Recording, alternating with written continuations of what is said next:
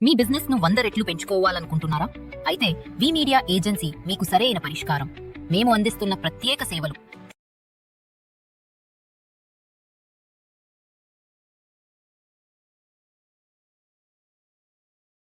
నమస్తే వీటీవీకి స్వాగతం. ప్రధానమంత్రి నరేంద్ర మోదీ బీహార్లో మహిళా రోజ్గార్ యోజనని లాంచ్ చేశారు. ఈ స్కీమ్ ద్వారా 75 లాక్ మహిళలకి బ్యాంక్ అకౌంట్స్లో ఒప్పొప్ప 10,000 రూపాయలు డిపాజిట్ చేశారు. టోటల్‌గా 7,500 కోట్ల రూపాయలు ట్రాన్స్ఫర్ చేశారు అని ఆఫీషియల్స్ క్లారిటీ ఇచ్చారు. ఈ ప్రోగ్రాంలో బీహార్ సీఎం నితీష్ కుమార్ మరియు అనేక మంత్రులు కూడా పార్టిసిపేట్ చేశారట. మోదీ మాట్లాడుతూ బీహార్ మహిళలకి ఈ స్కీమ్ ద్వారా రోజ్గార్ అవకాశాలు, స్వయం ఉద్యోగ అవకాశాలు పెరుగుతాయి అని చెప్తున్నారు.